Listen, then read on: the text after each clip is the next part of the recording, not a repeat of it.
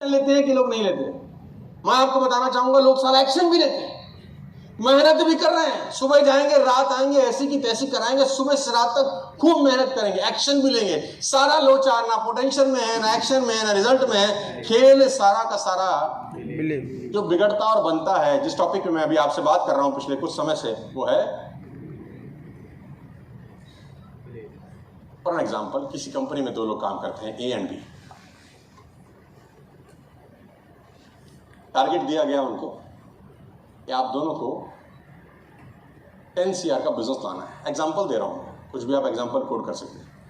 Mister A को target दिया कि आपको 10 CR का बिजनेस लेके आना है। आपका एक गोल है, आपका टारगेट है कि अगले 3 महीने के अंदर या 6 महीने के अंदर या 1 महीने के अंदर आपको 10 CR का बिजनेस लेके आना है। बी को भी टारगेट दिया गया कि भैया तुमको भी 10 CR का बिजनेस लेके आना। आप ध्यान से सुनिए, जैसे ही मिस्टर ए को उसके बॉस ने, उसके मैनेजर ने, उसके टॉप लाइन ने एक टारगेट दिया कि तुझे 10 CR का बिजनेस लेके आना है, अब दो बातें होंगी, या तो उसको बिलीव होगा या बिलीव या तो बिलीव होगा या बिलीव नहीं। तो मान लेते हैं पहले वाले व्यक्ति को बिलीव नहीं हुआ कि मैं 10 CR का बिजनेस, 10 करोड़ का बिजनेस ला सकता हूं, 10 करोड़ का टर्नओवर कर सकता हूं। अब उसको बिलीव नहीं हुआ, पोटेंशियल उसमें कैसी है? अनलिमिटेड।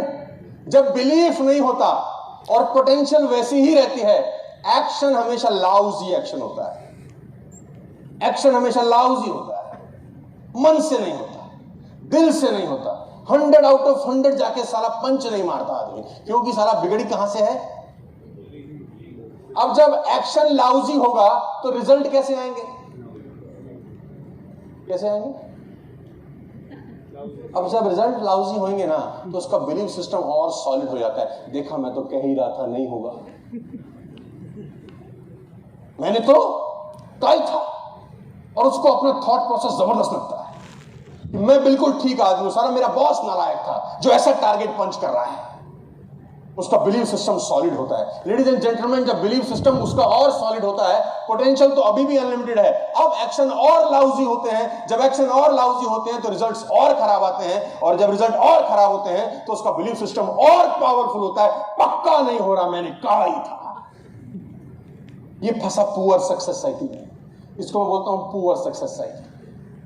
अगली बार एक्शन और लाउजी लेगा, रिजल्ट्स और खराब आएंगे, और बिलीफ सिस्टम और शानदार होगा। पक्का नहीं हो रहा, बॉस भी साला पागल है, ऐसे टाइम पे ऐसा टारगेट दे रहा है, कुछ भी कहेगा, काम नहीं बनेगा। इसको मैं बोलता हूं poor success scenario. On the other hand, mister B को सेम टारगेट दिया गया। जैसे ही उसको टारगेट मिला, उसको बिलीव था, yes I can do it, it can be possible. अगर मैं ऐसा ऐसा करूं तो मैं ऐसा कर सकता हूं। थॉट प्रोसेस अलग था पहले वाले आदमी से, थॉट प्रोसेस अलग था, पोटेंशियल अनलिमिटेड थी। एक्शन उसने कैसा लिया होगा? ठोक के लिया।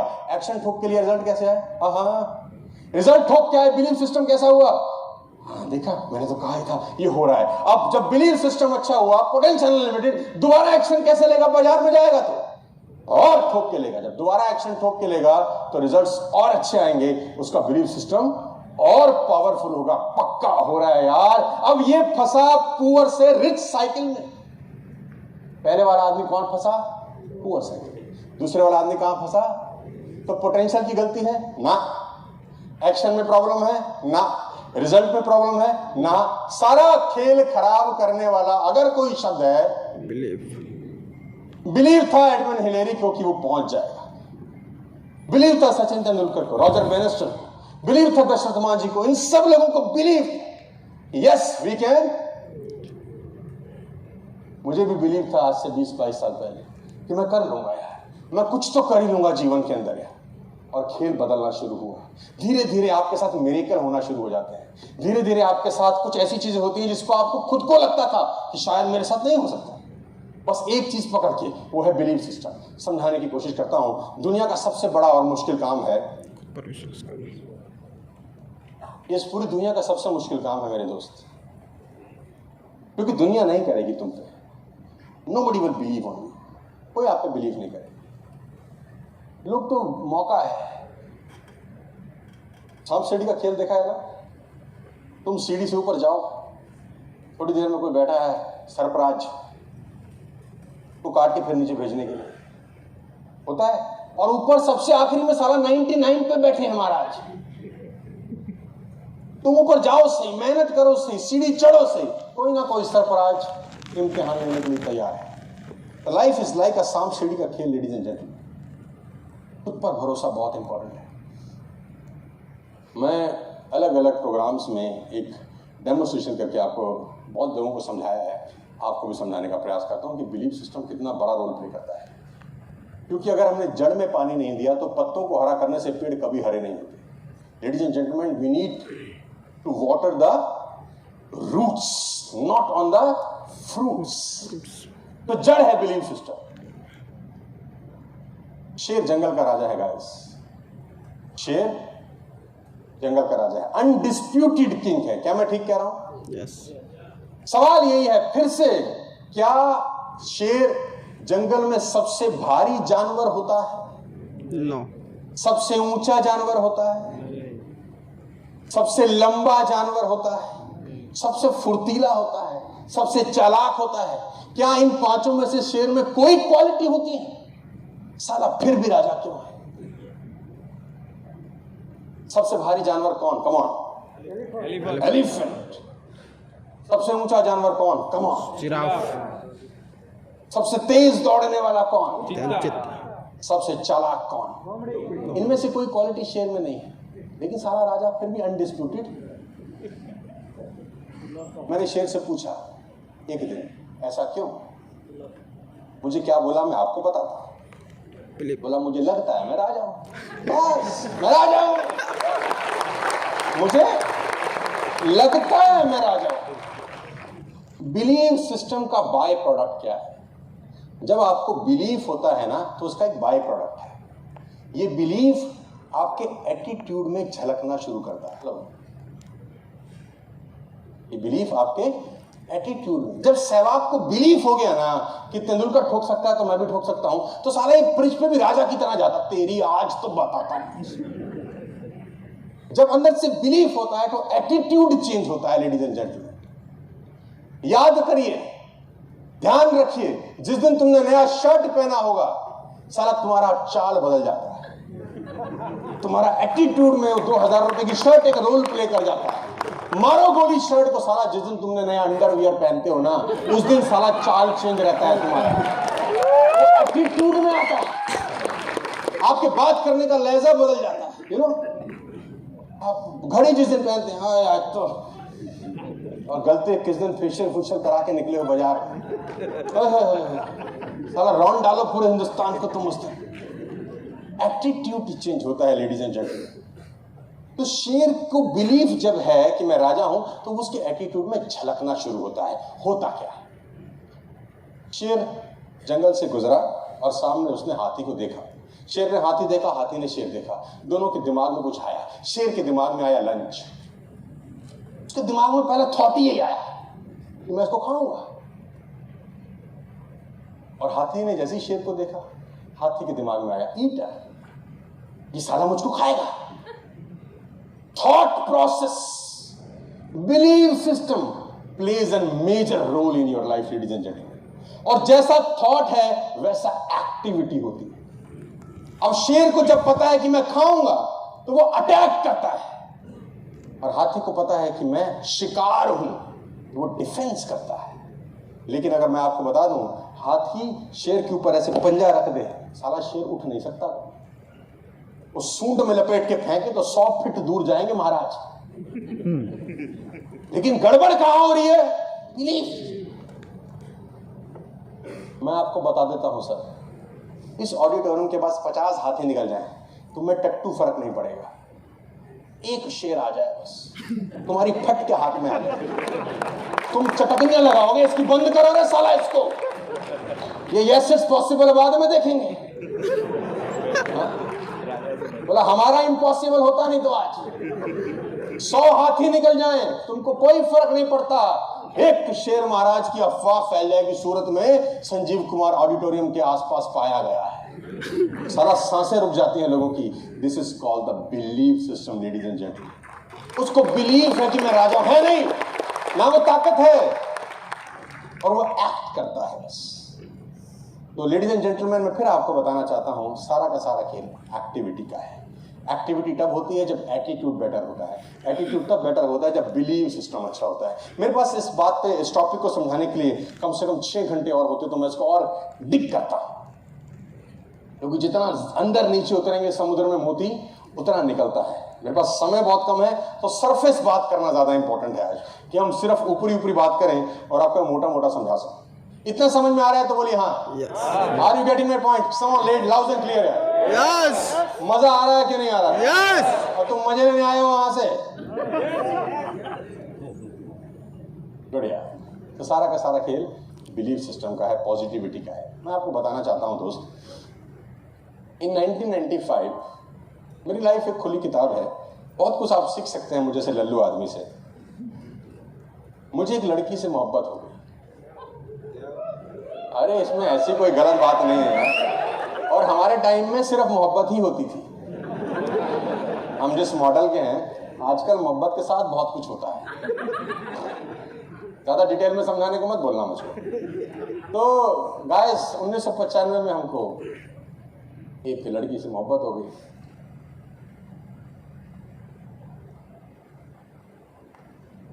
तो तब लव शव नहीं होता था। 40 साल, 42 साल, 45 साल से ऊपर कितने लोग बैठे हैं यहाँ पे? कितने लोगों का शादी एक बार हो चुका है? तो आपको याद होगा हमारे टाइम में फ्रेंडशिप होती थी। हेलो, है ना? और मोबाइल शोबाइल तो होते नहीं थे, तो लैंडलाइन फोन होता था, और हमारी माता जी उस पर भी घंटी, वो क्या रहता है उसका, लॉक लगा के रखती थी। वो इतना छुटकू सा लॉक रहता था। किसी को याद है? आजकल के बच्चों को तो पता ही नहीं होगा। आजकल के जो 20, 22, 25 साल की जिंदगी उम्र में है, तुम लोग प्रिविलेज लाइफ जी रहे हो। हमारा दर्द पूछो। एक लैंडलाइन लगा घर में बस, और जैसे ही घंटी बजी हमने बात शुरू की और लड़की का फोन है, माँ को दूर किचन से मालूम चल जाता था साला कम बखत किसी लड़की से बतिया रहा है। वो सब्जी वब्जी छोड़ के हमें ही देख रही होती, इतनी देर हो गई। फिर आखिर में तो किसी लड़की का फोन। हमने कहा आपको कैसे पता? बोला माँ है तेरी। राइट। तो 95 में I was fallen in love with a girl, very beautiful, पूरे स्कूल की जान। हम उस पर फिदा हो गए। तो हमने उसको बोला तो हमसे फ्रेंडशिप कर ले। तो बोली अपने शक्ल देखी है तुमने? मैंने बोला शक्ल तो ऐसी कोई बुरी नहीं है यार। तो शी रिफ्यूज्ड। तो 2-3 महीने बाद मैंने फिर उसको ऑफर दिया, भाई एक बार और सोच ले। उसने फिर बोला तूने अपनी शक्ल देखी है? मैंने बोला यार ऐसी तो कुछ बुरी नहीं है। तो मैंने अपने दोस्तों से पूछा, यार मैंने मना क्यों करती है? मेरे दोस्तों ने बोला जानता तू ये कौन है? मैंने कहा कौन है? बोले इसके फादर सेंट्रल वाटर कमीशन में डायरेक्टर है, और तू साले साइकिल पे आता है, ये शक्ल में गड़बड़ है। मैंने कहा यार प्यार में ये साइकिल और वाटर कमीशन कहां से आ गया? प्यार तो प्यार है। तो दोस्त वो मना कर दिया हमको। अच्छा, जैसे ही 12th हमारी पास हुई, एक तो दुख था एक खुशी थी। खुशी थी कि बड़ी मुश्किल से पास हुई, जान छूटी। दुख था कि साला अब ये मुलाकात कैसे होगी। मेरे जो यार दोस्त थे लफंटर, मैंने उनको बोला अब ये कहाँ जा रही है? उसने बोला एक कॉलेज जा रही है, कॉलेज का नाम है डीएवी कॉलेज। मैंने कहा अपन भी वहीं जाएंगे। अपन पिछू पिछू एडमिशन ले लिया। उसने हमको दूर से देखा, बोला तू यहाँ भी? मैंने कहा सच बताऊं तो आया तो तेरे चक्कर में, वो पढ़ना पढ़ना मैंने नहीं है, ये झूठ ना बोली, मैं तो साफ बोलता हूँ, देख अब कर ले। तो she said no, very politely, very delicately, बड़ी तरीके से उसने मेरी इंसल्ट करी। बेटा तुमसे ना हो पाएगा। Ladies and gentlemen, boys and girls, first year 96 में मैंने उसको 3-4 बार प्रपोज मारा। She refuse. सेकेंड ईयर में शी रिफ्यूज। फाइनल ईयर में शी रिफ्यूज। 3 साल में उसके चक्कर में चक्करघंडी बना रहा, और एक ही आंसर मिलता, नो। No means no.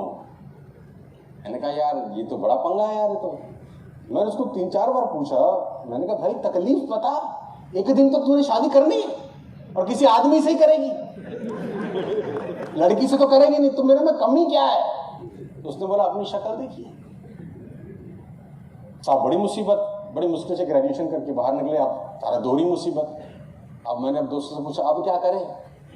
उसने बोला अब तेरी समस्या बढ़ गई है, अभी इंस्टीट्यूट जा रही है NIFT, national institute of fashion technology, और वहाँ सिर्फ लड़कियाँ पढ़ती हैं, ये तो साला अब एडमिशन भी नहीं ले सकता।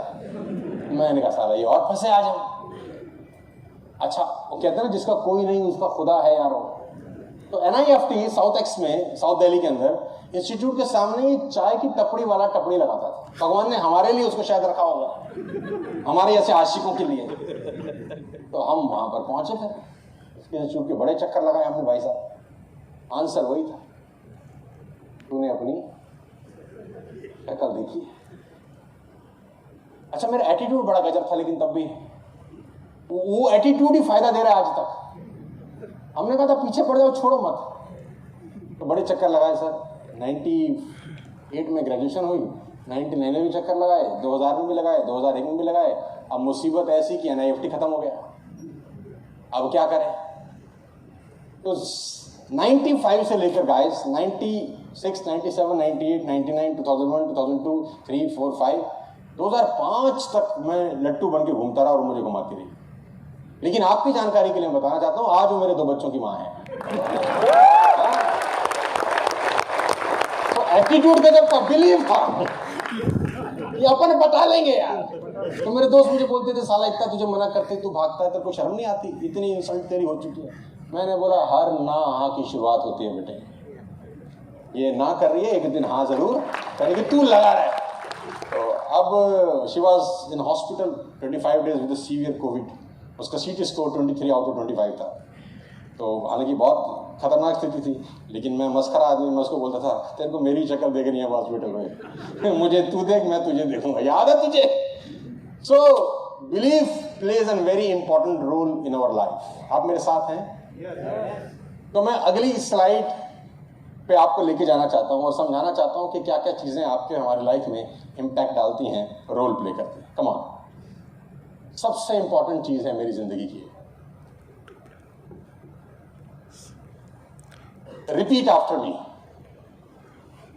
Towards the road of achieving your goals you will face heavy turbulence, very heavy turbulence. One picture speaks 1,000 words.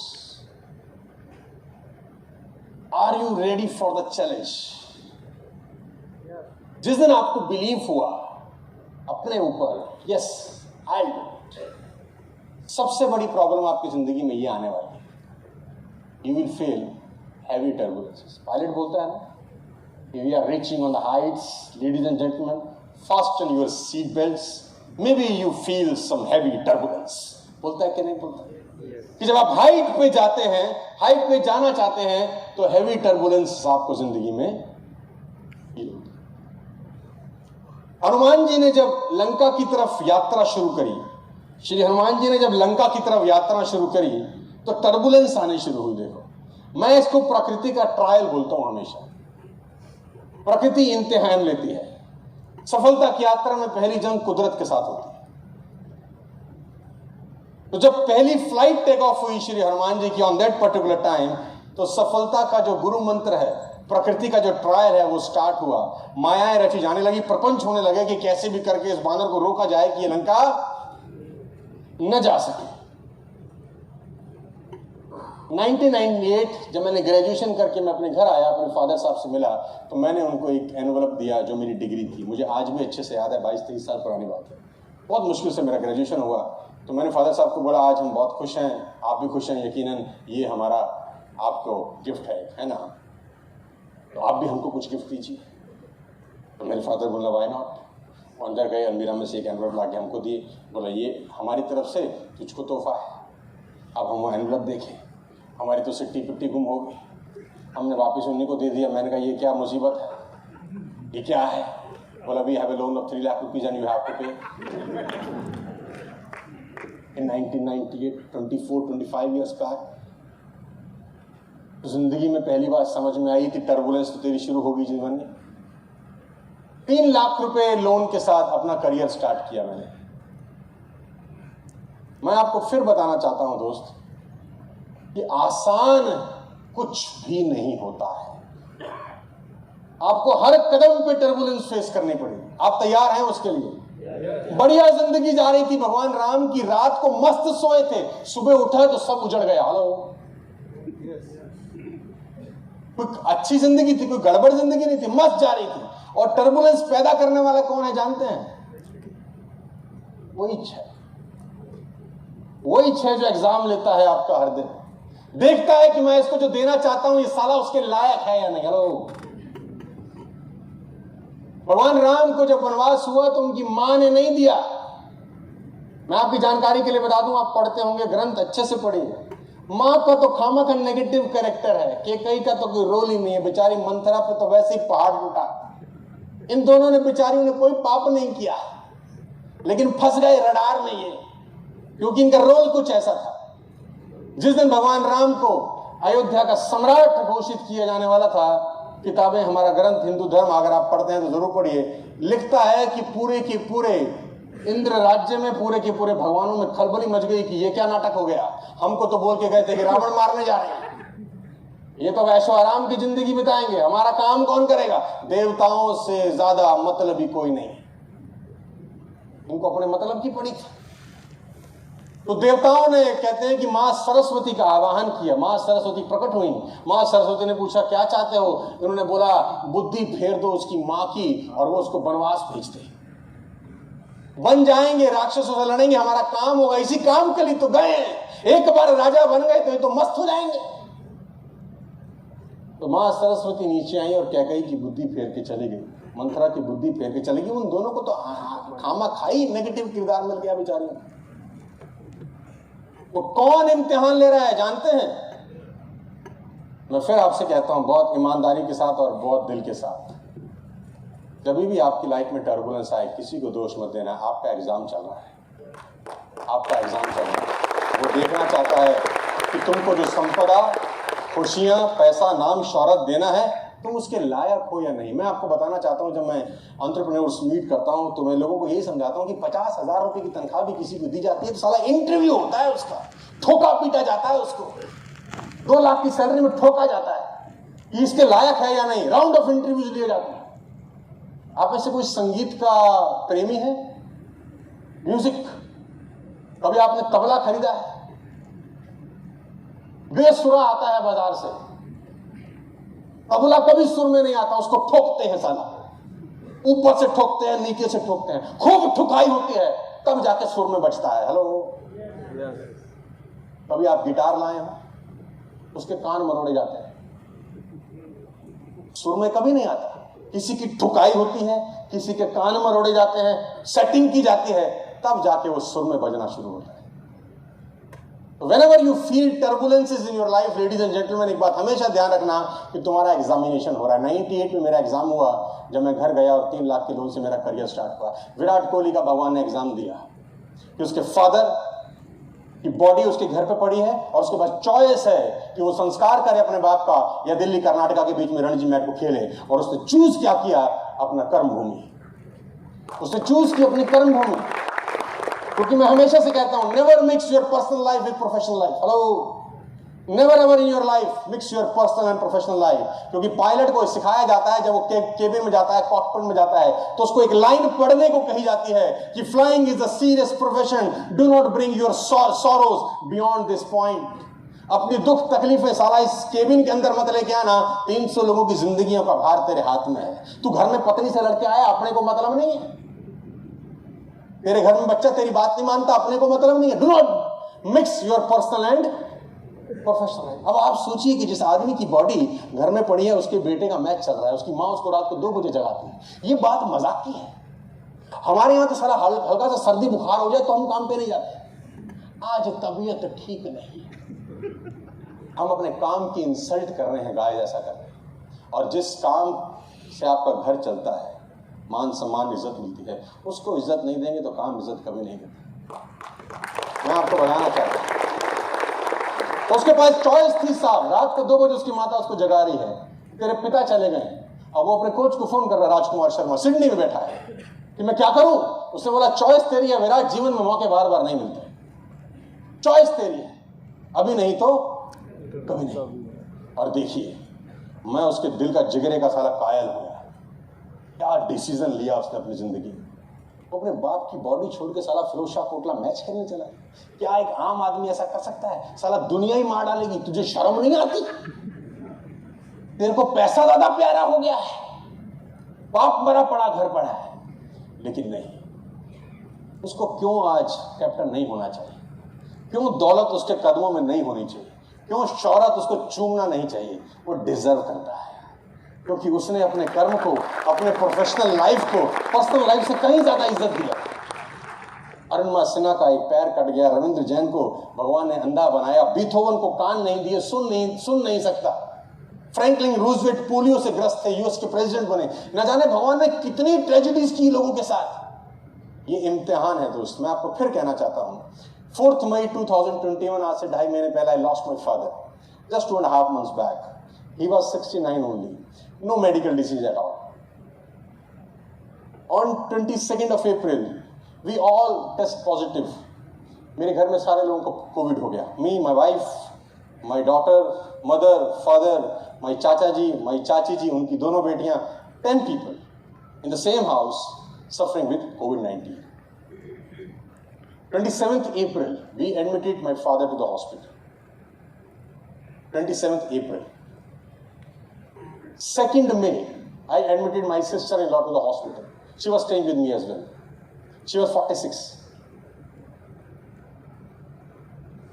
2 तारीख को हमने उसको एडमिट किया, 2 मई को, और 27 अप्रैल को मेरे अपने फादर साहब। 2 मई को हमने रात को मेरी सिस्टर इन लॉ को एडमिट किया। On 3rd May morning she expired at the age of 46। On the next day 4th May my father expired at the age of 69। 4th May को मैंने 2 संस्कार किए, एक सुबेरे एक शाम को। 4th May I admitted my wife to with a very severe condition, score 23 out of 25 CT score, यानी 95% lungs impacted थे due to COVID-19, और वो 25 दिन ICU में रही, struggling with life and death। मैं एक बार अपनी जिंदगी में पहली बार नेगेटिव हुआ कि यार क्या हो रहा है मेरे साथ, लेकिन लगा रहा कि कोई बात नहीं यार। तो मेरा एक दोस्त है, वो मजाक में बोलता था कि ऐसा हमने बुरा किसी के साथ नहीं देखा यार, कि एक दिन में एक घर में 2 लोगों का संस्कार तू करके आ रहा है, और तीसरा व्यक्ति डेथ बेड पे है, 25 दिन से लड़ रहा है रोज, 23 आउट ऑफ 25 CT स्कोर है। डॉक्टर कह रहे हैं हम अपना ट्रीटमेंट कर चुके हैं पूरा का पूरा, अब जो होगा ईश्वर पे छोड़ दो। रोज तो ICU जा रहा है, और मैंने अपनी वाइफ को बताया भी नहीं था कि मेरे फादर गुजर गए या तेरी सिस्टर गुजर गई, क्योंकि अगर उसको बताता तो उसकी स्थिति और ज्यादा खराब होने का संभावना था। मैंने अपना हेड शेव नहीं कराया इस चक्कर में, क्योंकि मैं हॉस्पिटल जाऊंगा वो मुझे देख के पहचान जाएगी कि कुछ ना कुछ नाटक टाइप हुआ है। तो मैं 25 दिन हॉस्पिटल जाता रहा, उसको झूठ बोलता रहा और कॉन्फिडेंस के साथ जाता रहा। मुझसे पूछते रहे कि दोनों कैसे हैं, मैं बोलता हूँ बस तैयार, बस इलाज चल रहा है, तेरा भी, तू भी ठीक हो जाएगी, वो भी ठीक हो जाएंगे, सब पॉजिटिव बात करके उसको वापस आता था, हंसता था। तो मेरे दोस्त फोन पे मुझे बोलते थे यार ऐसा सिचुएशन हमने कभी सोचा नहीं था कि तेरे साथ हो जाएगा, आज तू अकेला झेल रहा है। कोविड का सबसे बड़ा इश्यू है कि कोई खड़ा भी नहीं हो पा रहा आपके साथ, आपको ऑल अलोन सब झेलना है। तो मैं मजाक में उनको बोलता था कि भगवान की मेरे से बहुत पटती है। उसने बोला यार ऐसे टाइम पे तो लोग भगवान को गालियां देते हैं कि तूने हमारे साथ क्या किया। मैंने कहा उसकी मेरे साथ बहुत बढ़िया सेटिंग है, वो मुझे जो भी देता है छप्पड़ फाड़ के देता है। उसने धन शौहरत मान सम्मान भी छप्पड़ फाड़ के दिया है, तब भी मैंने उससे ये नहीं पूछा कि मुझे क्यों दे रहा है। तो आज जब वो तकलीफ दे रहा है तो मैं क्यों बोलूं कि मुझे क्यों दे रहा है, पहले भी तो उसी ने दिया था, है ना। तो I am open to it. और 1 महीने के बाद मैं फिर था, seminar, training, Zoom session, live meeting, ये वो, और मैं ऊपर देख के बोलता था कोई दिक्कत नहीं है, झेल लिया सब। क्योंकि मुझे मालूम है कि जब भी टर्बुलेंस आती है ना तो उसके पीछे एक बहुत बड़ी सफलता की कहानी छुपी है, अगर आप उस टर्बुलेंस को फेस कर जाएं। लेडीज एंड जेंटलमैन, अगर आप उस टर्बुलेंस को फेस कर जाएं तो उसके पीछे सफलता की बहुत बड़ी कहानी छुपी रहती है। हो सकता है ना जाने क्या क्या काम अभी और हमारी जिंदगी में हमसे होने लिखे हैं, अगर टूट जाते, मर जाते, बिखर जाते तो यहाँ थोड़ी ना रहते हैं। पॉजिटिव रहे, पॉजिटिव रखा सबको, अपने आसपास के दोस्तों को, और आज फिर नई लाइफ। तो एक बात हमेशा ध्यान रखना, towards the road of achieving your goals you will face heavy turbulences. और नीचे की लाइन इंपॉर्टेंट है, are you ready for the challenge? Come on, are you ready for the challenge? Yes. Loud and clear, are you ready? Yes. मैं बताना चाहूंगा, मैं कल भी रात को बता रहा था कि एक सेशन में जा रहा था, करीब 5,000 लोगों का प्रोग्राम तैयार है स्टेडियम में।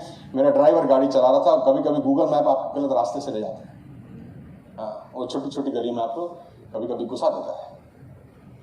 अच्छा, मेरी आदत है कि मैं टाइम से पहुंचता हूँ, कभी लेट नहीं हुआ आज तक। 8 बजे का टाइम है तो 7:55 पे मिलूंगा, 9 बजे का टाइम है तो 8:55 पे मिलूंगा।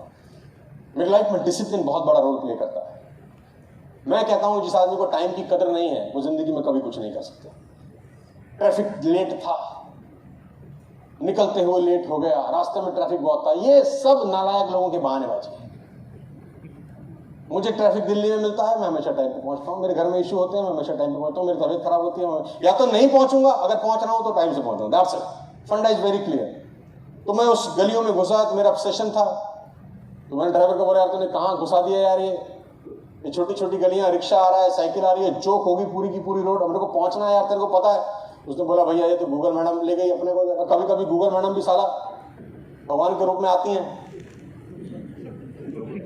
हैवी टर्बुलेंसेस, तो मैं तो हर जगह ऊपर ही देखता हूँ कि प्रभु फिर मजे ले रहे हो, कोई बात नहीं, जिसने तुझको दर्द दिया है देगा वही आराम। सो गाड़ी जब रुक गई पूरी की पूरी, तो I learn a very important lesson. मैंने जब अपना शीशा नीचे किया, कांच नीचे किया, तो वहाँ ईसाइयों का कब्रिस्तान मैंने देखा। मैं उस पर, ड्राइवर बड़ा चिल्ला रहा था, यार तूने आज लेट करा दिया टाइप, गुस्सा हो गया। तो जब ईसाइयों का कब्रिस्तान देखा, 70-75 के आसपास कब्र रही होंगी वहाँ पे, तो बस 1-2 मिनट देखा होगा, मैं हंसने लगा। मेरे ड्राइवर ने बोला, पागल हो गए सर, लेट हो गए ना आज, पागल हो गए। मैंने बोला, आप तू चल, कोई दिक्कत नहीं है। उसने बोला, अभी गाली दे, सब क्या तकलीफ है? मैंने कहा, बहुत कुछ सिखा दिया इन्होंने, ये देख पलट देख क्या है। बोले तो कब्रिस्तान है। मैंने कहा, इस दुनिया में सिर्फ यही लोग हैं इनको तकलीफ नहीं है। सिर्फ यही लोग ऐसे हैं इस दुनिया में जिनको कोई तकलीफ नहीं है। Problems are the sign of life. अगर प्रॉब्लम है तो ये तय है कि तारा साला तुम जिंदा हो। मैंने कहा, इनमें से एक को निकाल, इसमें से खींच के मारे, कोई फर्क पड़ेगा इसको? कह रहा ना। मैंने कहा, जूते से मार। कह रहा कोई फर्क। मैंने कहा, जिंदगी में उन्हीं को फर्क नहीं पड़ता जो 3 फुट कब्र के नीचे जा चुके हैं, बाकी सबको तकलीफ है और रहेगी। और अच्छी बात है, साइन ऑफ लाइफ है कि आप एटलीस्ट जिंदा हैं। तो आर यू विद मी?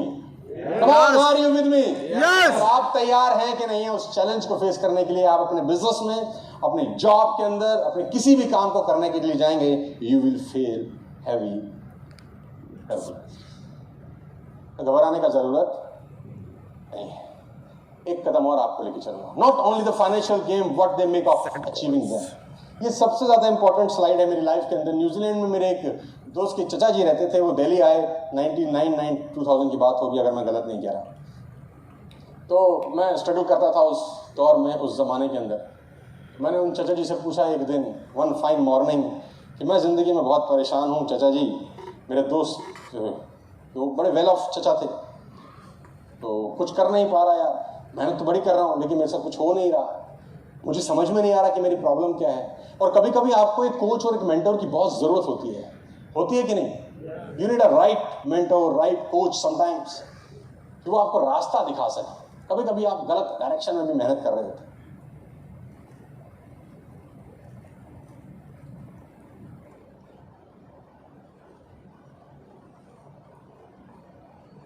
एक लड़के को रात को एक सपना हॉन्ट करता था। सपना कुछ ऐसा था कि वो अंधेरी रास्ते में दौड़ रहा है, दौड़ते दौड़ते दौड़ते दौड़ते उसको कुछ मार्ग नहीं मिल रहा। अचानक उसको एक केव दिखाई दी, गुफा। वो एंटर हो गया, अब गुफा में दौड़ रहा है। वो गुफा दूसरा छोर नजर नहीं आ रहा उसको, दौड़े जा रहा है पागलों की तरह, बदहवासी में दौड़ रहा है। फाइनली आखिरी में उसको एक डोर दिखाई दिया। उसको लगा दरवाजा आ गया, अब मैं खोलता हूं, बाहर निकलता हूं, रोशनी आएगी, मस्त, मैं इससे बाहर निकल जाऊंगा। अभी सपना देख रहा है और दरवाजे पे उसने जोर से, जैसे लिखा ना पुश, उसने पूरी मेहनत से पुश किया, डोर नहीं ओपन हुआ, उठ गया। नेक्स्ट डे रात को सोया, the same dream haunt him. फिर वही सपना देख रहा है, अंधेरे में दौड़ रहा हूं, आखिरी में वही गुफा में पहुंचा, बदहवासी में दौड़ रहा हूं, फिर वही दरवाजा पुश, मार रहा है धक्का, खुल नहीं रहा। तो ये सपना उसको रिपीटेडली आता था। अब उसको बहुत तकलीफ होने लगी कि एक ही चीज मुझे बार बार आ रही है और मैं बाहर नहीं निकल पा रहा इससे। He went to a psychiatrist। उसे साइकेट्रिस्ट को कहा, जो उसका दोस्त भी था, कि दोस्त ऐसी ऐसी प्रॉब्लम है, मेरे को रोज एक सपना हॉन्ट करता है कि मैं अंधेरे रास्ते से भागा जा रहा हूँ, एक गुफा आती है, मैं गुफा में एंटर करता हूँ, इस केव के अंदर धक्का मारता हूँ दरवाजे पे, दरवाजा खुलता नहीं। तो दोस्त ने बोला, दरवाजा खोलना तेरे लिए इतना जरूरी क्यों है? बोला, मुझे लगता है कि मेरी सफलता का दरवाजा है, एक बार खोल दूंगा, I will become a successful man. तो साइकेट्रिस्ट ने उसकी बातों को जब बहुत ध्यान से, बहुत गौर से सुना, तो साइकेट्रिस्ट ने कहा, मेरे पास तेरी समस्या का जवाब है। अगली बार जब तेरे को सपना आए कुछ मत करियो, दरवाजे के पास, डोर के पास खड़ा होकर ध्यान से देखियो, बस तुझे तेरी प्रॉब्लम का सॉल्यूशन मिल जाए। उस लड़के ने बोला डन सर, वापस गया, सो गया। सेम ड्रीम, भाग रहा है अंधेरे में, दौड़ रहा है, देखा तो वही गुफा में भागता रहा, वही दरवाजा, पुश किया, धक्का मारा, अब दरवाजा ना खुले। अगले दिन डॉक्टर को आके बताता है कि डॉक्टर साहब मजा आ गया, गले लगाया कि सर डोर खुल गया। डॉक्टर ने बोला हाउ कम, कैसे? बोला वही सपना आया सर, भाग रहा हूं, गुफा, दौड़ रहा हूं, आखिरी में वही दरवाजा, खूब धकाया, खुला ही नहीं। अचानक तुम्हारी बात याद आई कि दरवाजे को ध्यान से देखिए। तो जब मैंने ध्यान से देखा तो उसके बाजू में लिखा था खींचिए।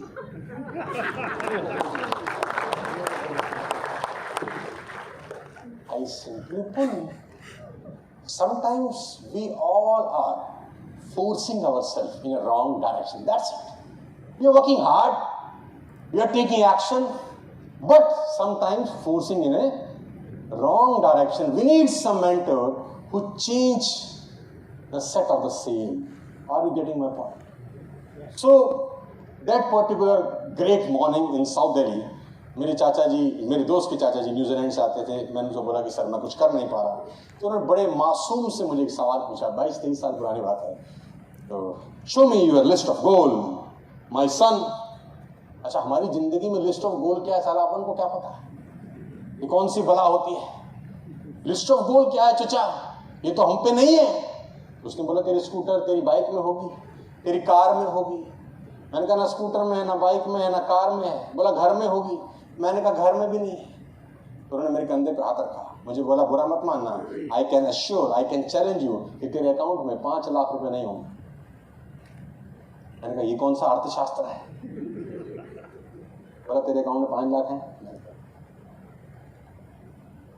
तो उन्होंने बड़े मासूम से मुझे एक बात कही कि बेटा, if you don't have a list of goal you will never rise in your life. तो मैंने बोला अगर मैं लिस्ट ऑफ गोल बनाऊंगा तो क्या मेरा लाइफ चेंज होगा? उन्होंने बोला drastically, your life will change drastically if you have a list of goal. उन्होंने बड़ा, जो मिडिल क्लास फैमिली के लोग हैं, बड़ा अच्छा सिखाया उन्होंने मुझे 22-23 साल पहले। जो मिडिल क्लास फैमिली के लोग हैं वो ऐसी एक्टिविटी करते नहीं है जो मैं तुझे बोलूंगा करने के लिए। अगर तू करा, फॉलो किया, you will be a totally different bracket in 5 years। मैंने कहा मुझे क्या करना है? उन्होंने मुझे एक बुक रिकमेंड किया, मुझे आज भी याद है, the richest man in the Babylon. उन्होंने बोला तू ये किताब पढ़ियो बस, और मुझे तेरे से बात करके ऐसा लग रहा है कि तू कुछ करना चाहता है जिंदगी में, तुझे रास्ता नहीं मिल रहा बस। तो मैंने बोला चाचा मैं करना चाहता हूँ, मेहनती हूँ, लेकिन मुझे कुछ साला वे आउट ही नहीं मिलता। उसने बोला ये किताब पढ़। अच्छा, किताब पढ़ना साला हमारे लिए तो ऐसा था बड़ी मुश्किल से जान छूटी थी।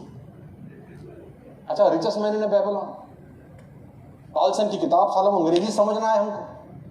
मैंने कहा इसकी तो अंग्रेजी भी इतनी मुश्किल है। बोला डिक्शनरी लेके बैठ। बड़ी मुश्किल से जैसे तैसे वो किताब रटी, कुछ पूरे में तो समझ में नहीं आया, एक बात निकल के आई, बस लाइफ को साला ट्रांसफॉर्म कर गई।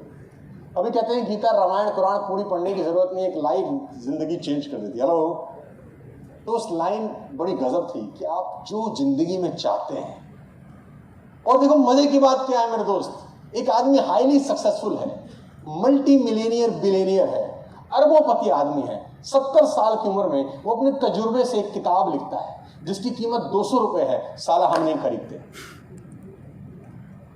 बुक खरीदने के लिए बैंक से लोन लेने का जरूरत है। साला ये तो 200 रुपए बच्चों से उधार मांगे जा सकते हैं, but still we don't read because हमें सब पता है। साला वो मल्टी मिलियनियर आदमी 70 साल के तजुर्बे को मात्र 200 रुपए में परोस रहा है। How easy it is to become successful. उसमें लिखा था जो आप जिंदगी में चाहते हैं उसकी फोटोग्राफ अपने बिस्तर के सामने वाली दीवार पर चिपका दें, बस किसी की परवाह ना करें कौन क्या बोल रहा है, और रोज देखें, घूरें उसको, और उसको बोले I will take it one day. तो समझ में आया, मैंने कहा यार ये तो मैं कर सकता हूँ। अच्छा, उस जमाने में स्कूटर में चलाता था, तो मेरा सपना था, नई नई सेंट्रो आई थी कि मैं सेंट्रो खरीदूं कभी जीवन में, धूप बरसात से मुझे बचाए। मैं मार्केट गया, पोस्टर खरीदा और कार्लसन साहब की बात मानी, पोस्टर टांगा। अच्छा, ऐसी एक्टिविटी करते हुए घर के लोग आपको घूरते हैं कि हमारा लौंडा पागल हो गया है। और सबसे पहले घूरा हमारे पूज्य पिताजी, मुझे बोले ये क्या है? मैंने कहा इससे गाड़ी आएगी।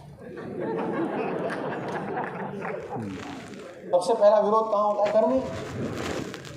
तो मेरे पिताजी बड़े हैं। मैंने कहा क्या हुआ? बोले फिर हवाई जहाज की लगा जो यूं ही आती हो तो करे सेंटर की लगा रहे बावले। अच्छा मैंने सोचा साला ये बात भी ठीक है, ये कौन सा गलत क्या है? अच्छा कोमल बुद्धि निर्मल मन, कहा यार ये भी ठीक है। तो बड़े हंस के चले गए वहां से। मैं वापस कार्लसन पे आया, उसमें लिखा था क्रम क्रम से आगे बढ़े। बात समझ में आई कि सेंट्रोइड ठीक है क्रम क्रम से आगे बढ़े। और उसमें एक बड़ी गजब लाइन लिखी थी कि अपने सपने का ढिंढोरा पूरी दुनिया में पीटो। अपने सपने का ढिंढोरा पूरी दुनिया में पीटो, ये वो अलार्म क्लॉक है जो बिना पैसे के तुम्हें तुम्हारा सपना याद दिलाएंगे। ये वो अलार्म क्लॉक है जो बिना पैसे के तुम्हें तुम्हारा सपना, बिना पैसे के, ये सारा पैसा भी नहीं लेंगे, ये आते जाते क्यों नहीं मारेंगे। हाँ मतलब इनके लिए तो मजा होगा, तुम्हें रिमाइंडर मार रहे होंगे ये सारा कितना अच्छा है, फोकट में काम। तो मैंने कहा यार कार्लसन साहब ने बड़ी गजब बात करी। तो हमने सेंटर की तस्वीर चिपकाई। जो तय टाइम था डेट पंच करी, क्योंकि उसमें लिखा था कि डेट भी पंच करें नहीं तो आपकी विश हो जाएगी। ले आया सर मैं वो, ऑल्दो मेरी सेकंड हैंड गाड़ी थी जिंदगी में पहली, लेकिन मैं ले आया। फिर मैंने फोर्ड आइकॉन की तस्वीर लगाई क्योंकि मुझे लगा कि काम कर रहा है। और खाली पोस्टर लगाने से नहीं, मेहनत भी करनी है कि पोस्टर लगा दो साला टांग पे टांग रख के पॉपकॉर्न और बियर पीते रहो। आएगी आएगी आएगी, कभी नहीं आएगी। कुछ लोग कह रहे हैं तो बहुत आसान है, आज तो मजा आ गया, 5,000 4,000 दिए, पोस्टर लगाएंगे बस। सो मैंने फोर्ड की तस्वीर लगाई, फोर्ड लेके आया तय समय से पहले। Then I put beautiful poster of Honda Civic in 2008। 14-15 lakh की गाड़ी आती थी, बट ब्यूटीफुल सा उसका इंटीरियर था। तो जब मैंने होंडा सिटी खरीदी, सॉरी होंडा सिविक खरीदी, तो मैंने पापा को अपनी चाबी दी। तो मैंने फादर साहब ये सिविक लिया। अच्छा वो नई गाड़ी कैश डाउन लिया मैंने जिंदगी में पहला, 14-14.5 लाख का। अच्छा मेरे फादर को सिविक की चाबी से कोई इंटरेस्ट नहीं, वो साला देखना चाहते थे कि पोस्टर कौन सा लगाएगा। उनको सारा लीस्ट इंटरेस्टेड थे। इतनी बड़ी गाड़ी लाया मैं उस जमाने में 2008 में, मेरे लिए बहुत बड़ी गाड़ी थी, 14-15 लाख की। मैंने कहा गाड़ी में चला, बोला पोस्टर कौन सा। मैंने कहा, पापा ने कहा तेरा फार्मूला साले काम तो कर रहा है, कौन सा पोस्टर। मैं लेके आया मर्सिडीज C क्लास का पोस्टर, टांगा अपने वॉल के ऊपर। मेरे फादर ने बोला कितने का आता है। मैंने कहा पापा करीब करीब 70 लाख रुपये का गाड़ी है। बोला पक्का ले लेंगे। मैंने कहा आपसे पहले लिया ना 3 बार, सेंट्रो, फोर्ड और सिविक, ईच भी लेंगे। पापा ने बोला साला ये जुगाड़ तो बड़ा गजब है, ये हमको किसी ने काहे को नहीं बताया। मैंने कहा बताया तो बहुत होगा, तुमने पाँच कहा। और फिर तुम शर्माते रहोगे कि मैं दीवार पे लगाऊंगा, घर वाले मजाक बनाएंगे। मजाक तो बनेगा, ये तो तय है। दुनिया मजाक बनाए वो अच्छा है यार, अपनी नजरों में मजाक बन जाए उससे बुरा कुछ नहीं होता, वो अच्छा है। मैं हमेशा से बोलता हूँ अपने सेशंस में, ऊंट से गिरा आदमी खड़ा हो सकता है, पर्वत की चोटी से आदमी गिरा खड़ा हो सकता है, अपनी नजर में गिरने के बाद इस दुनिया में कोई खड़ा कभी नहीं। तो ज्यादा जरूरी है कि अपनी नजरों में गिरे नहीं यार कभी भी। और एक बात को तय रखें कि कोई और कर सकता है तो साला अपन भी कर सकते हैं। वो पीपल के पेड़ पे नहीं उसकी माँ तोड़ के लाई थी उसको, ऐसे ही पैदा हुआ था जैसे अपन। इसी धरती पे सांस ले रहा है, इसी एनवायरनमेंट में रह रहा है, इसी इकोनॉमी में रह रहा है, इसी गवर्नमेंट के अंदर, इसी टैक्सेस में रह रहा है। अगर वो कर सकता है तो अपन भी कर सकते हैं। तो C क्लास मर्सिडीज का जब मैंने तस्वीर लगाया, उस पर डेट पंच करी, जनवरी 2012 मैं लेकर आया। फिर पिताजी ने बोला अब, मैंने बोला अब ई लेंगे, तो ई का फोटोग्राफ लगाया, ई लेके आया। बोला अब, मैंने कहा घर बनाएंगे नया पापा, और ये बढ़िया आर्किटेक्चर, बढ़िया एलिवेशन लगा दिया मैंने। मेरे पापा ने कहा कितना बड़ा है। मैंने कहा 8-9 हज़ार स्क्वायर फीट का पापा घर है, इतना पैसा लगेगा इस पे, और अंदर अंदर ऐसे ऐसे रूम रहेंगे। वो मुझे बोलती यार तू बताता बड़ा गजब है, ऐसा लग रहा था कि मैं रसोई में साला मैगी बना रहा हूँ तुम्हारे लिए। तो मैंने कहा इसको बोलते हैं द पावर ऑफ विजुअलाइजेशन। तो तय समय से पहले दोस्त मैंने अपना घर, मैं आपको पावर ऑफ गोल्स की पावर बताने की कोशिश कर रहा हूँ। राइट, टॉपिक अभी भी यही है, सेट गोल्स। तो जब मैं अपना घर बनाया तो मेरा जो बेडरूम था उसमें मैंने एक बढ़िया सी जगह छोड़ी स्पेशल, ताकि मैं गोल लगा सकूँ नेक्स्ट। मेरे फादर साहब ने बोला अब क्या टांगना है। मैंने कहा पापा C क्लास हो गई, E क्लास हो गई, अब S क्लास लेंगे। पापा ने बोला कितने का आएगा। मैंने कहा 2 करोड़ रुपए का पापा गाड़ी है। बोला क्या करेंगे इतना महंगा। मैंने कहा सवाल महंगा सस्ता का नहीं है, सवाल बिलीफ का है, विल पावर का, कि मैं ले सकता हूं कि नहीं ले सकता, बस इसका सवाल है। महंगा सस्ता अपने को क्या कर रहा है? क्यों? क्योंकि अगर एक बार एस ले लिया तो फिर अगले पोस्टर की तरफ जाऊंगा। और दिसंबर 2020 में इस कोविड-19 में I bought my S class. मैंने जिंदगी में कभी नहीं सोचा था मेरे दोस्त कि एक सेंट्रो सेकंड हैंड से शुरू हुआ जीवन 2 करोड़ रुपए की गाड़ी में आ जाएगा। मैंने अपने फादर को राइड दिया, उन्होंने बोला नया पोस्टर कहां है? मैंने बोला पापा चिंता मत करो, अगले दिन आपको पोस्टर दूंगा। तभी आप मेरे घर में जाएंगे तो उस पर लिखा है रॉयल्स रॉयस फैंटम। और गोल सेटिंग करने का सबसे बड़ा फायदा क्या है? जैसे आप एक एक गोल पे टिक मारते जाते हैं, आपका बिलीफ सिस्टम और बड़ा होता है कि मैं कर सकता हूं यार।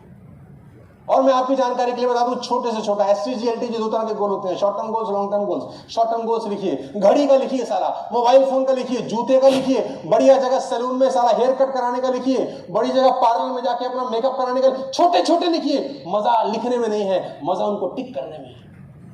जब आप टिक करते हैं ना तो थोड़ा सेल्फ बिलीव पैदा होता है कि मैंने ये ऊपर वाला टिक कर दिया तो आखिरी वाला भी कर दूंगा एक दिन। और सारा का सारा खेल बिलीव का है। मैंने फिर आपसे कहा, वापस आ जाते हैं हम रॉजर बैनिस्टर के ऊपर, वापस आ जाते हैं एडमंड हिलेरी के ऊपर, वापस आ जाते हैं दशरथ मांझी के ऊपर, वापस आ जाते हैं उन सब लोगों पे जिनको अपने पे और बिलीव पैदा करने के ये टैक्ट हैं, ये नुस्खे हैं। मैं एक स्लाइड पढ़ता हूं, आपको समझ में आएगा, लेकिन नीचे इस पे पहले एक बार पढ़ दूं। Not only for financial gain but what they make of you achieving them. Goal बनाना इसलिए भी जरूरी है, सिर्फ पैसे के लिए नहीं। गोल को अचीव करते करते तुम जिस तरह के आदमी होते हो ना, वो आदमी बनना इंपॉर्टेंट है। यस। गोल को अचीव करते करते, क्योंकि एस क्लास का आदमी कोई लल्लू वल्लू तो हो नहीं सकता। सेल्फ मिलियनियर बिलियनियर को लल्लू नहीं हो सकता, उसको अपने ऊपर काम करना होगा, अपने पे मेहनत करनी पड़ेगी, इस लायक बनाना पड़ेगा। तो वो लायक बनने के बाद जो प्रोडक्ट है वो प्रोडक्ट बनाना जरूरी है, इसलिए गोल सेटिंग जरूरी है। गोल सेटिंग गाड़ी लेने के लिए जरूरी नहीं है, आप गलत मत समझिएगा। गोल सेटिंग उस पर्पस को पूरा करने के लिए जरूरी है जो हम आखिरी में प्रोडक्ट बनना चाहते हैं। आज मर्सिडीज छिन जाए फॉर एग्जांपल, खुदा ना करे सिचुएशन खराब हो जाए, मेरी मर्सिडीज चली जाए, लेकिन अगर मैं उस तरह का आदमी बन गया हूं ना, साला मैं फिर ले सकता हूं, मैं फिर कमा सकता हूं, मैं फिर अर्न कर सकता हूं। Not only for financial gains, ladies and gentlemen, but what they make of you achieving them, that's important. Goal setting का कितना बड़ा रेलेवेंस है। 1960 में होंडा ने गोल सेट किया, we will destroy the competition. Ladies and gentlemen, ये punch line Honda के लिए संजीवनी बूटी साबित है। गोल सेट किया, we will destroy the competition. हम साला कंपटीशन को ही डिस्ट्रॉय करते हैं। A letter will reach nowhere if you do not put address onto it. एक चिट्ठी कहीं पहुंचती है साला, अगर उसके ऊपर पता ना लिखा हो, 95% हिंदुस्तान के लोग बिना पत्ते की चिट्ठियां हैं, घूम साला बहुत रहे हैं, पहुंच कहीं नहीं रहे। बस समझ में तो आ गई होगी तुमको, फंस गए तुम पैसा देके मुझे आज। Do you have any goals? मैंने इससे पूछा गोल है? बोला जिंदगी ही गोल है भैया, काहे का गोल? बोला भाई हमारी तो जिंदगी गोल है, हम काहे का गोल बनाए? और गोल मैक्सिमम बनते हैं 1 जनवरी और 10 जनवरी के बीच में। फिट होऊंगा इस बार, पक्का जिम जाना है मुझे, स्मोकिंग तो कतई छोड़ दूंगा इस बार। हम गोल बनाते हैं 1 जनवरी और 10 जनवरी के बीच में, नहीं। 1960 की एक पंच लाइन होंडा के हर ऑफिस में, ब्रांचेस में, शोरूम में टांगी गई, we will destroy the competition लिखने से हुआ क्या? जब आप गोल सेट करते हैं तो आपके डिसिप्लिन चेंज होते हैं, आपकी एक्टिविटी बढ़ जाती है। We will destroy the competition, ये एक लाइन नहीं है, ये अपने आप में बहुत कुछ करने के लिए कह रहा है। हेलो, कि अगर डिस्ट्रॉय करना है कंपटीशन को तो ये चीजें करनी होंगी। अब वो चीजें करना शुरू कर दिया। तो गोल सेटिंग की पंच लाइन है मोस्ट इंपॉर्टेंट। नाइकी 1970 में इन्होंने अपनी जिंदगी का सबसे बड़ा गोल सेट किया, क्रश एडिडास। एडिडास बहुत बड़ा ब्रांड था 1970 के अंदर, लेकिन आज नाइकी का कोई मुकाबला नहीं। गोल सेट किया और सारे ऑफिस के अंदर टांग दिया, क्रश छोड़ देंगे आपको। और फिर उस गोल पे काम करना शुरू किया। लेडीज एंड जेंटलमैन, यहां से 500 किलोमीटर कौन सा शहर है? चेन्नई, इंदौर, उदयपुर। मान लेते हैं आपको यहां से उदयपुर जाना है फॉर एग्जांपल गाइस, और ट्रेन पकड़ के जाना है। आप जब ट्रेन पकड़ के जाते हो और ट्रेन की टिकट बुक करते हो, लेट मी टेल यू, आपको पता होता है कि कौन सी तारीख को जाना है, आपको पता होता है कौन से बोगी में जाना है, फर्स्ट क्लास, सेकंड क्लास और जर्नल और सिंपल रिजर्वेशन। आपको पता होता है कि कौन से स्टेशन से, कौन से प्लेटफॉर्म से साला ट्रेन जाएगी। तो you are dealing with specificity, आप स्पेसिफिक होते हैं हर चीज। Clarity is power. 500 किलोमीटर की जर्नी के लिए भी आप स्पेसिफिक हैं, कौन सी ट्रेन, कौन सा बोगी, कौन सा टाइम, कौन सा प्लेटफॉर्म, कौन सा स्टेशन, सब स्पेसिफिक है। आप देखिए, सिर्फ 500 किलोमीटर की जर्नी के लिए आपको सब पता है, लेकिन साला life is a biggest journey. यहां साला कोई स्पेसिफिकेशन रहता है? हाँ, कोई स्पेसिफिकेशन कुछ। टेम्पल रन की तरह दौड़े जा रहे हैं। देखा था ना, आया थी एक ऐप, वो हरामखोर भाग ही रहा है, बस पहुंच कहीं नहीं रहा। Don't take me wrong, ladies and gentlemen, we have not to perform like a temple run idiot. हमारे पास भी कुछ गोल होना चाहिए कि 2021 में ये 5 चीजें करनी है, ये 4 चीजें करनी है, ये 3 चीजें करनी है। Are you getting my point? Yes. Goals. They are two type of STG and long LTG. Detail में नहीं समझा सकता क्योंकि टाइम बहुत कम है और टॉपिक्स करीब बहुत सारे कवर करने होते हैं, लेकिन देखो 12 बज गए। हे भगवान, इस घड़ी का क्या करूं? मेरे प्रोग्राम में इतना तेज काहे को चलती है? अभी तो 10 बजे थे। ये क्या तुमने सुई घुमा दी ऐसी? लेकिन मैं आपके लिए अच्छी खबर दे देता हूँ, सुनना चाहते हैं तो बोलिए हाँ। yes. बहुत सारे लोगों के प्रपोजल्स थे कुछ दिनों में मेरे पास, सूरत के खास तौर पे, कि ये 2 घंटे के ना मजा नहीं आ रहा अपने, ये जब तक हम गर्म होते हैं तुम बंद हो जाते हो। बोले जब तक मजा आने लगता है साला टाइम ओवर हो जाता है। तो we are going to perform a complete 1 day workshop in Surat. हम एक कंप्लीट 1 डे वर्कशॉप सूरत में परफॉर्म करने जा रहे हैं, जहाँ करीब 6 से 7 घंटे का ऑथेंटिक ट्रेनिंग वर्कशॉप में कर रहा हूँ। पहली बार होगा ये सूरत के अंदर, और मैं चाहता हूँ कि सरफेस बात ना करें, कुछ टॉपिक पे हम समुद्र की बिल्कुल गहराई में चले जाएं, जहाँ उसका तला है वहाँ तक पहुँचें, ताकि एक ही बार में सारी की सारी चीज़ों के हम चीथड़े उड़ा दें, समझ में आए कि कहाँ पर गाड़ी अटक रही है। तो we are going to perform our first full day training workshop in Surat. ये कुछ दिनों से, क्योंकि बहुत सारे लोग ऐसे जिनको इस बार भी टिकट नहीं मिला बिकॉज ऑफ कोविड-19। परसों इन लोगों ने शायद अपना टिकट काउंटर भी बंद कर दिया था, बहुत सारे लोगों का पैसा भी वापस किया। सुनने में आया बहुत गाली दे रहे हैं मुझे। इन्होंने पैसा ले लिया, फिर आखिर में उनको लौटा दिया। पैसा लौटाना अच्छा नहीं होता रे बाबू, लेकिन प्रॉब्लम क्या था, वो जितनी कैपेसिटी है उससे ऊपर अपन बिठा नहीं सकते। तो हम लोग आपको dates we are going to announce very soon, maybe end of the month August. Let me check my schedule first. इस अगस्त के ही आखिरी वीक में हम लोग उस प्रोग्राम को करने वाले हैं, और जो पूरा दिन का प्रोग्राम होगा full complete 6, 7, 8 hours of workshop, जिसमें लंच हम लोग साथ में करेंगे, सुबह हाई टी होगा, इवनिंग का टी होगा, पूरे दिन का एक ऑथेंटिक ट्रेनिंग प्रोग्राम, जिसमें आपको बहुत सारी बातों का जवाब मैं देने का प्रयास करूंगा, जितना दे सकता हूँ एक दिन के अंदर। क्योंकि टाइम में ना, कम टाइम के अंदर वो मजा भी नहीं आता है। एक ही टॉपिक पे जब बहुत सारी बातें बतानी होती हैं तो सिर्फ कुछ बातें बता के हम खत्म कर देते हैं, क्योंकि आगे मूव करना होता है। Are you getting my point? मेरी बात समझ में आ रहा है तो बोले हाँ। yes. तो समय तो कम है, लेकिन मैं कोशिश करता हूँ एक आध टॉपिक और आपको क्लियर करता हूँ।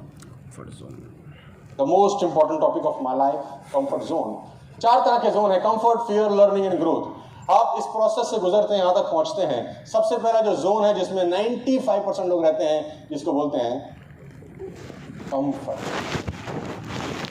और मेरी बात हमेशा याद रखिए, जितने लोग पीछे बैठे हैं, आगे बैठे हैं, दाएं बाएं, जहां बैठे हैं,